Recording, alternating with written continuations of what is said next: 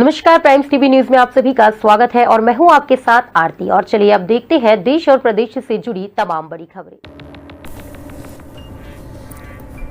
नीमच में जन सुनवाई में एडीएम ने हमीना के सामने सुधा नागर आंगनवाड़ी कार्यकर्ता ने एक आवेदन देकर मांग की है। मैं सिंगोली वार्ड क्रमांक 4 में कार्यरत के पद पर थी। मुझ पर 306 लगा दी गई जबकि मैं बिल्कुल निर्दोष थी। जबकि मुझे मध्य प्रदेश उच्च न्यायालय इंदौर के समस्त CRR 570/2022 से प्रस्तुत की गई, जिसमें दिनांक 29/7/2022 के आदेश द्वारा मध्य प्रदेश उच्च न्यायालय द्वारा मुझे अपर सत्र न्यायाधीश जावद के सत्र प्रकरण क्रमांक 11/2021 में दोष मुक्त कर दिया। अब मेरे ऊपर कोई दोष नहीं है, मुझे कार्य पर रखा जाए। जानकारी के अनुसार जब सुधा नागर अपने आप को निर्दोष बता रही हैं, तो बड़ा सवाल यह है कि उसको आज तक वापस पर क्यों नहीं रखा। अब मामले में एडीएम ने हमीना ने महिला बाल विकास अधिकारी संजय भारद्वाज को जन सुनवाई में ही आदेश जांच के दिए हैं। जानकारी के अनुसार सुधा नागर ने बताया कि मेरी किसी भी प्रकार की जांच विभाग ने नहीं की है और परियोजना अधिकारी मनोहर लाल गोगलिया ने बिना जांच के ट्रोनीमेट कर दिया और मेरी जगह नई नियुक्ति भी कर दी है। और मामला जो भी हो, आज जांच का विषय वही सुधा नागर ने भ्रष्टाचार के आरोप भी मीडिया के सामने लगाए हैं। जिससे कि महिला बाल विकास अधिकारी कितनी जांच करते हैं या फिर ढाक के 3 पात। नीमच से GS पहियार की रिपोर्ट।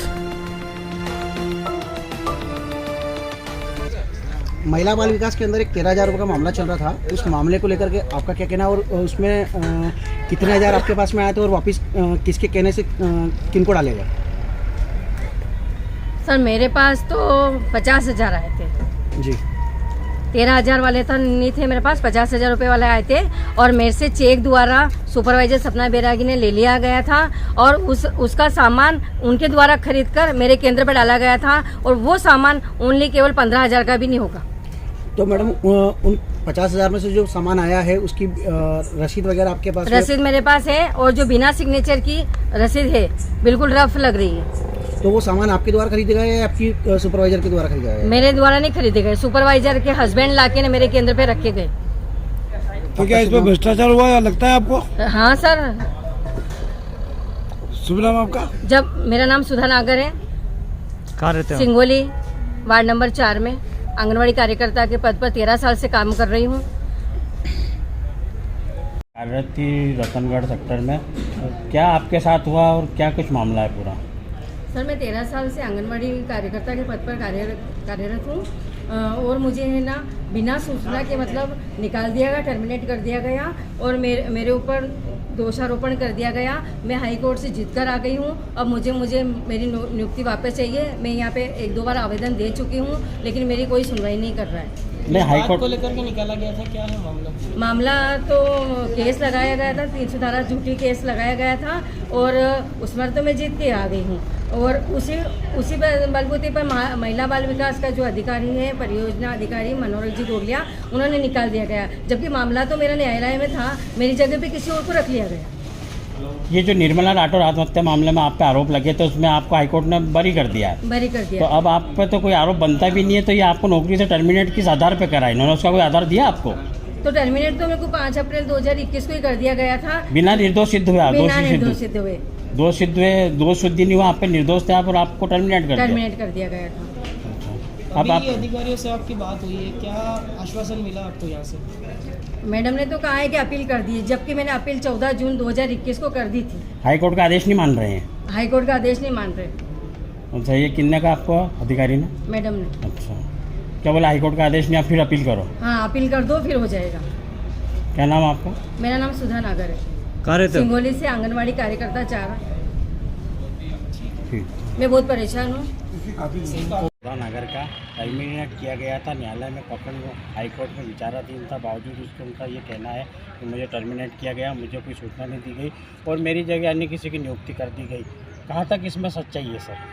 इसमें ये है कि एक वहाँ पर सहायिका थी, उसने आत्महत्या करी थी आंगनवाड़ी केंद्र में, तो वो प्रकरण पुलिस में पंजीबद्ध हुआ था और उसके बाद फिर उसमें ADJ कोर्ट के यहाँ वो केस चला था, तो उसमें उनको दोष सिद्ध हुआ था। उसके बाद उन्होंने उसकी appeal criminal review appeal Indore high court में पास करी। जिसमें उन्होंने इंदौर हाई कोर्ट ने ये जजमेंट दिया है कि उन्होंने जो आत्महत्या के लिए जो दुष्प्रेरण किया था तो वो उसमें वो निर्दोष साबित हुई हैं। और महिला बाल विकास ने जो उनको सेवा से पृथक किया है उसको एक विभागीय जांच हुई थी, उसमें जिसकी जांच एसडीएम नीमच जावत द्वारा की गई थी, जिसमें उनको दोष सिद्ध पाया गया था। उस आधार पर सीडीपीओ द्वारा उनसे एक्सप्लेनेशन पूछा गया था। एक्सप्लेनेशन का जवाब उनका संतोषप्रद नहीं था। इस आधार पर सीडीपीओ जावत ने उनको पद से टर्मिनेट किया। अब चूँकि मामला इन्होंने जो क्रिमिनल कोर्ट का जो जजमेंट आया है और उधर हमने उनको विभागीय जांच के आधार पर उनको तो वो पद से टर्मिनेट किया है। अब चूँकि ये मामला विधिक राय का है तो जब तक इसमें मैं माननीय उच्च न्यायालय से या जिला न्यायालय से विधिक अधिकारी से जब तक इसमें सलाह नहीं ले लेता हूँ या उनका कोई अभिमत नहीं आता, जब तक हम उसकी नियुक्ति नहीं कर पाएंगे। विधिक राय लेने के बाद जो अगर उसमें हाई कोर्ट का जो जजमेंट है वो साबित होता है कि उस आधार पर उसको रखाना चाहिए। तो हाई कोर्ट से बड़े हैं क्या दोनों नीमच के जज जिनकी भी आप बात कर रहे हैं, हाई कोर्ट से ऊपर हैं क्या? दोनों का मामला अलग है। विभागीय जांच में वो दोष सिद्ध हुई है और जो हाई कोर्ट ने जो जजमेंट दिया है वो आत्महत्या के दुष्प्रेरण के लिए दिया है। दोनों वो आईपीसी की धारा 34 के अंतर्गत वो केस लगाया था उन्होंने, और महिला बाल विकास ने या सीडीपीओ जावत ने जो रतनगढ़ ने उनको जो पद से पृथक किया वो विभागीय जांच के आधार पर किया। सुधानगर सर, सुधानगर का कहना है कि जावत एसडीएम महोदय द्वारा भी मतलब पूरी निष्पक्ष जांच नहीं की नहीं, इनके बयान लिए गए दोनों। तो वो उसकी अपील कर सकते हैं माननीय अपर कलेक्टर महोदय या न्यायालय कलेक्टर महोदय में। सर, अभी एक और मामला आ रहा है कि मनासा में भी ऐसा है कि जो आंगनवाड़ी कार्यकर्ताओं को रखते हैं, कोई सर्कुलर है क्या इसका?